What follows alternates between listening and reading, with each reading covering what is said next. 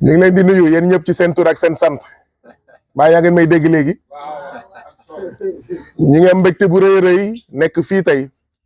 di jiital ci nuyoo bi suñu papa ak suñu yaay mi nga xam ne ñoo ñu dalal fii waa kër gi yëpp waa koñ bi yëpp ak fédération Belfort bi monsieur le maire Bassirou Koli wax na li nga xam ne mooy suñu tànk ay weer a ngi ça fait des mois ñu ngi jéem a dem fu nekk ci Sénégal pour nemmeeku les familles des détenus politiques waaye itam dem jaale ñi nga xam ne njaboot ñi nga xam ne dañoo loru président Macky Sall da leen boom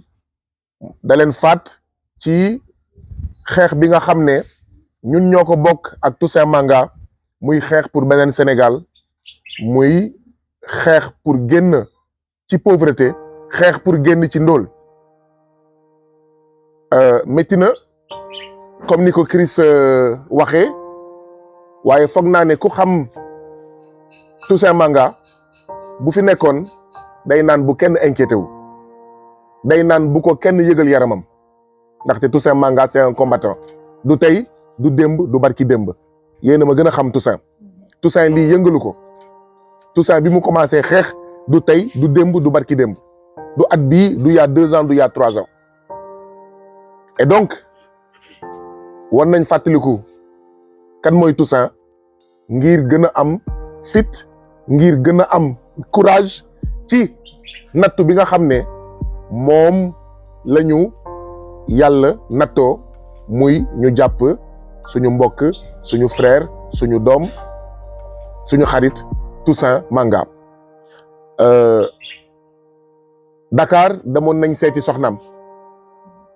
gis na ñu fekk fa liir bu tooy xepp boo xam ne bu dee ma mémoire est bonne mu ngi juddu gannaaw bi nga xam ne tëj nañ ko kaso. Voilà effectivement les drames et les tragédies auxquels le président Macky Sall et son régime nous soumettent mais sant yàlla bu baax a baax lu tax sant yàlla bu baax a baax wax nga ko fi sànq am na ñoo xam ne dañoo ñàkk seen bakkan ci xeex bii Toussaint Manga ñu ngi koy dégg bés bu nekk ñu ngi koy gis bés bu nekk donc sant yàlla bu baax a baax xeex bii dafa am ñoo xam ne seen bakkan la ñu cotiser ils ont contribué de leur vie pour un autre Sénégal mu am ñoo xam ne ils ont contribué des membres de leur corps maanaam ñoom seen cër la ñu cotiser ci xeex bi am na ñoo xam ne dañoo ñàkk seen tànk am na ñoo xam ne dañoo ñàkk seen loxo am na ñoo xam ne tey jii nii lépp lu ñuy def ñoom mënaluñ ko seen bopp dañ leen koy defal ndax lan ay policiers wala ay gendarmes ñoo leen dóor ñoo leen tirer ñoo leen dàqe ñoo leen fitnaal ba ñu handicapé à vie am na nag ñoo xam ne seen temps seen liberté la ñu cotiser ci xeex bi et Toussaint fait partie de ceux-là qui sont en train de contribuer de leur liberté pour un autre Sénégal ñu ñëwoon fii nag comme ni ñu koy defee fu nekk comme ni ñu ko defee fu nekk te jeexagul am na yeneen gox yi ñu war a dem ñëw fii pour masawu waa kër gi masawu waa koñ bi masawu waa quartier bi ci li nga xam ne ñun ñoo ko bokk muy suñu frère suñu mbokk Toussaint Manga mi nga xam ne président Macky Sall moo ko tëj ci loo xam ne man mii di wax ak yéen sax j'ai des problèmes pour wax leen lan moo tax ñu jàpp Toussaint man mënuma leen wax lu tax ñu jàpp Toussaint Fatima mii toog fii nga xam ne moom laa àndaloon seeti la femme de Toussaint d'accord chez elle à Dakar Fatima est incapable mënu leen wax lan moo tax ñu jàpp en fait Toussaint fii délégation bi kenn mënu leen wax ndaxte mu am ay manifestations dans les rues dans les quartiers du Sénégal nga wane manifestation yooyu xawma ci ban code pénal ban loi moo ko tere je ne sais pas mënuma leen wax lan moo tax ñu jàpp ko et c'est ça qui est le caractère absurde de l'arrestation de Toussaint xamuñu lan moo tax ñu jàpp ko ah bien sûr mais xam nañ ko parce que dafa bëgg Ousmane Sonko nekk 5e président de la République du Sénégal parce que au lieu que mu dem bokki APR mu ñëw bokk PASTEF Parce que, au lieu de défendre un troisième mandat illégal et illégitime du président Macky Sall, il se battait contre ce troisième mandat-là. Et pour un premier mandat du président Ousmane Sonko. Mais lolo, depuis quand il n'est que crime, depuis quand il n'est que délit. Donc, li moy suñu tank, papa et maman, ainsi que ñepp ñi fi fekk, c'est pour, vous avez du courage, c'est pour vous donner beaucoup plus de courage dans cette épreuve-là. Nous sommes persuadés que du courage vous en avez. Mais nous sommes venus vous dire que nous n'oublions pas notre frère, notre camarade Toussaint Manga, que nous allons continuer à nous battre pour qu'il soit libéré, pour que yenen junni détenus politiques ni mom ñu mën leen libérer, pour que président Ousmane Sonko génn moom itam ci kaso boobu ñu ko dugal, pour que ñu mun libérer réewu Sénégal. waaye nag il faut que ñu fàttali ko jooy fajul naxar de jooy fajul nooteel lii faj nooteel mooy teggi nooteel li ñu teg Toussaint Manga nooteel la du jooy moo koy faj mun nga jooy junni at du tax nooteel teggeeku lii faj nooteel maanaam oppression c'est de faire face à l'oppression, c'est de combattre l'oppression mooy jàkkaarloog ñi nga xam ne ñoom ñoo ñuy noot moo tax ñuy lancer waat un énième appel na ñëpp dem jëli seen carte électeur na ñëpp dem jëli seen carte électeur mag ak ndaw góor ak jigéen ñun ñëpp nañu dem jëli suñu carte électeur parce que loolu moo koy faj toog fii di jooy di naxarlu di commenter di mer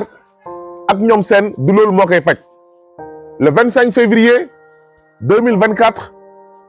c'est dans 34 jours xaw ma 33 jours xaw ma 35 jours fanweeri fan ak juróom gën saa bëri moo des fii ak élection présidentielle nañ dem jëli suñu carte électeur mooy suñu ngànnaay 25 février ñu votel Toussaint Manga 25 février ñu votel tous les détenus politiques 25 février ñu fayul Toussaint Manga 25 février ñu fayul ki nga xam ne mooy président Ousmane Sonko comme ñu joxoñ ñu dem sànnil ko carte si on ne les libère pas Toussaint Manga et les autres d'ici le 24 février c'est à nous de les libérer le 25 février ñun la de ñun la war moo tax fu mu nekk nii y a qu'une seule position qui s'impose dem ba jeex fii ak le 25 février dem ba jeex dem retirer suñu ay cartes encourager les gens à aller retirer leurs cartes d'électeurs voter et faire voter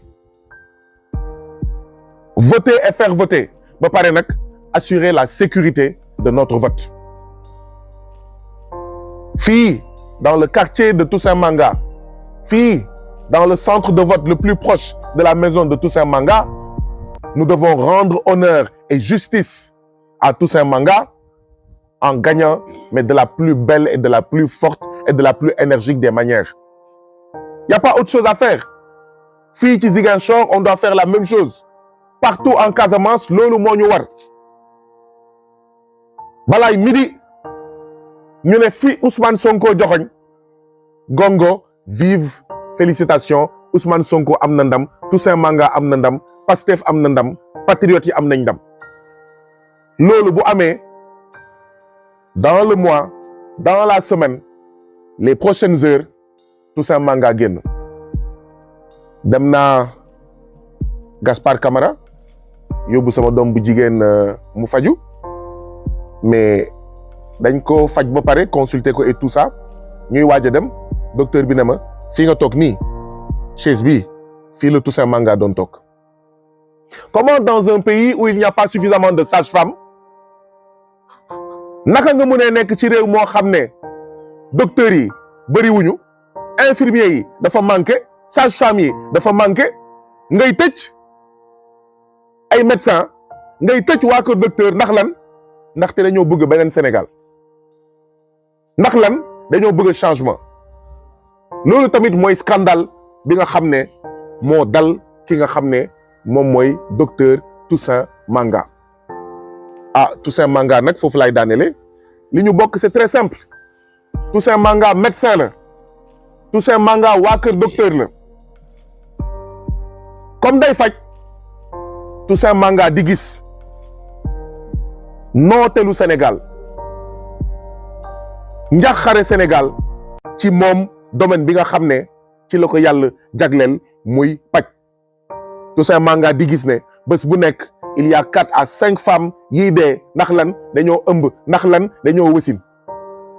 réew tubaab yi boo fa demee kenn du la wax ne diw jigéen ci biir at bi dafa dee ndax dafa ëmb amul. fii rek la des kenn du la wax ne nit jigéen dafa dee ndaxte da doon indi beneen bakkan. Toussaint Manga di gis bés bu nekk Sénégal ñeent ba juróomi jigéen yuy dee ndaxte dañoo ëmb ndaxte dañoo wësin. mais loolu ça ne peut que révolter. Toussaint Manga ne peut qu'être qu'un patriote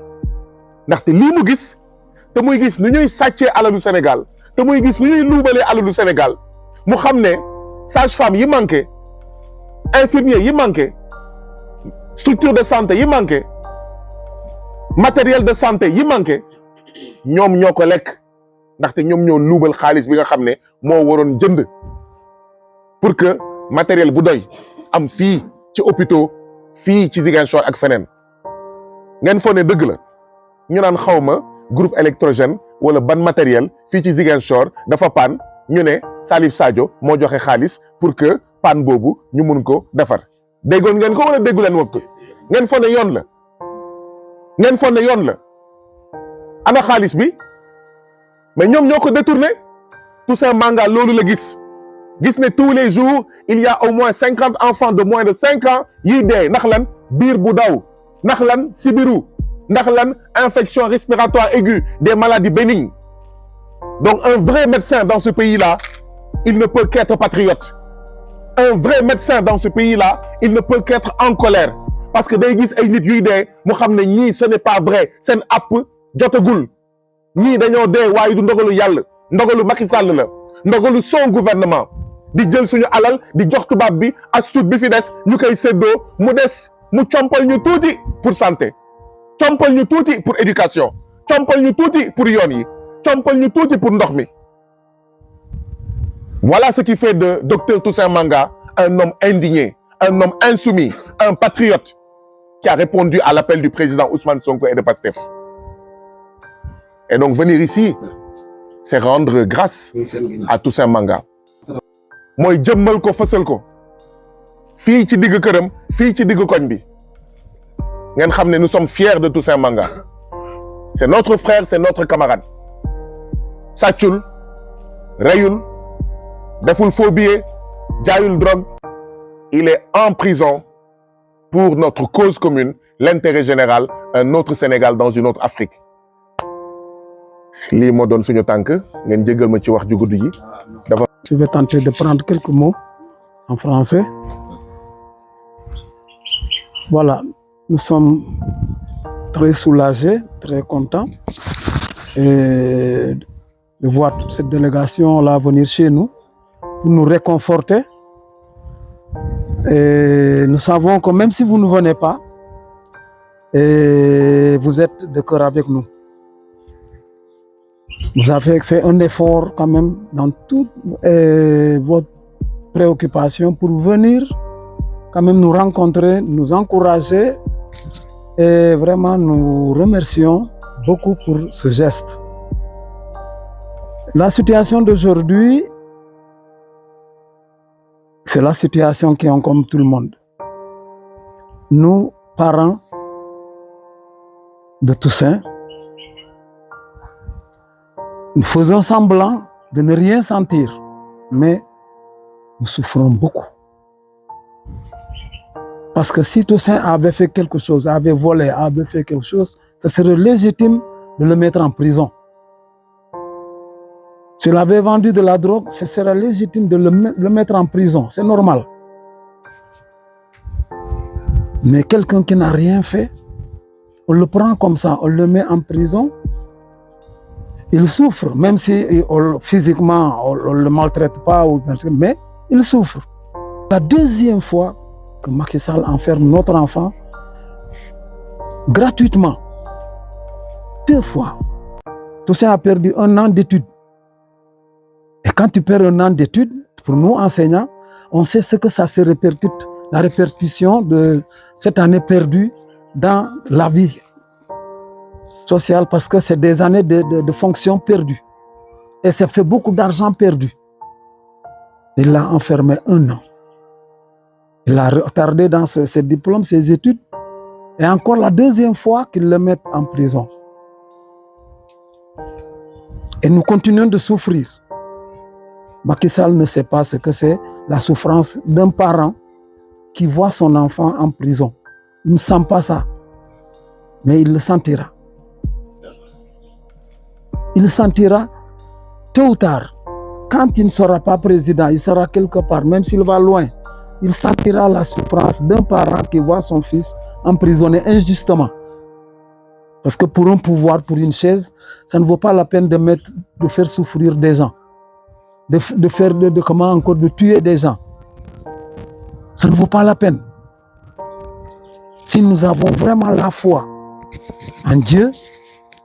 je crois que nous devons penser à notre vie future. Le jour de notre mort. On doit penser à ça. C'est bien ici, mais plus tard, on sera face à Dieu pour rendre compte. Si lui ne comprend pas ça, tôt ou tard, il comprendra que dans son entourage, tous ceux qui sont en train de l'induire en erreur, il ne verra personne. Il va se retrouver tout seul. Nous, en tant que personnes âgées,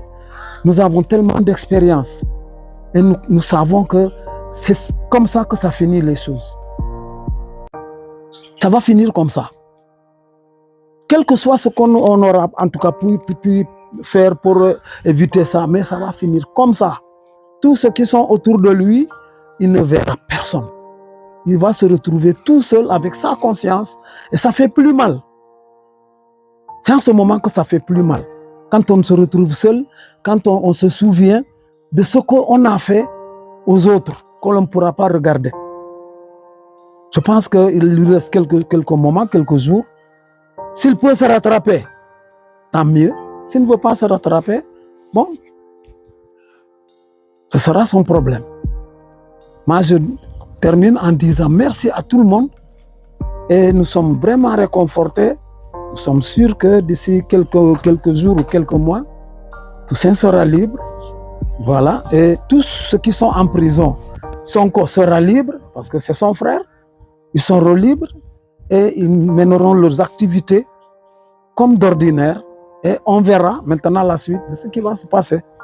Voilà. Merci. Voilà ce que je viens de dire. sant ah sama papa ma woo léegi na ma la famille est là moo tax ma daw si ñëw ah te maa ngi ci gërëm bu baax te dégg naa message bi nga lancé ak wax bi nga wax te mu nekk wax bu rafet comme li mu ko waxee man maay taawu kër gi Toussaint sama rakk la donc li ma bëgg a wax rek du gàtt te day gàtt gis nga ajuma bi ñuy jàppee Sonko maa ngi yoon ak Toussaint ci salon bi Sacré-Cœur maa ngi moom ñoo toog ñu ñaar kese mu ne ma grand waaw mu ne ma jàpp nañ ko ma ne ko ah bon waaw mu ne moom maa ci topp maa moom ñoo toogoon c'est un témoignage que j'ai fait hein c'est pas que dama dégg maa moom ñoo toogoon ci salle man kese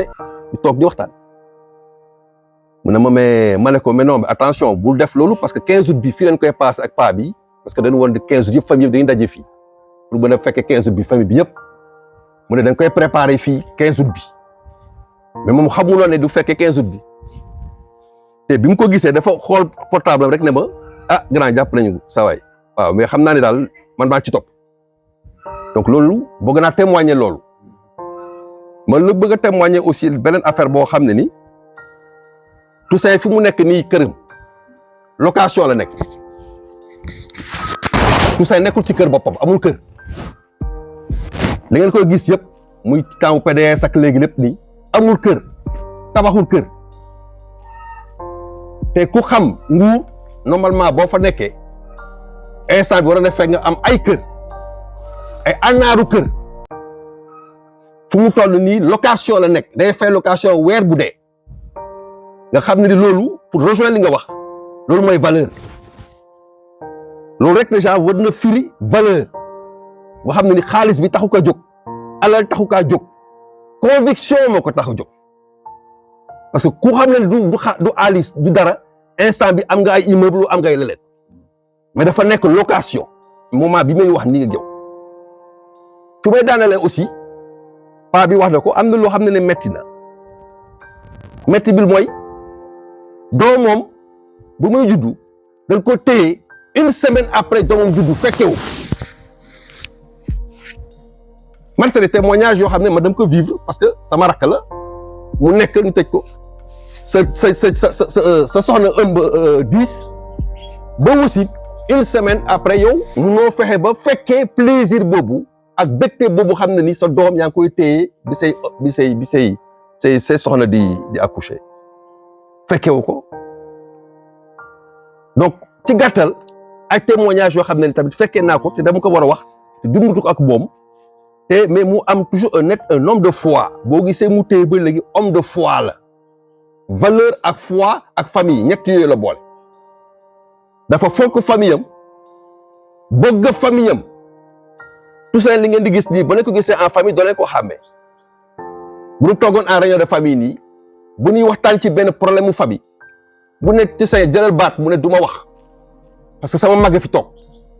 sama mag bu waxee rek wax bi jeex na donc ça veut dire que déjà am na éducation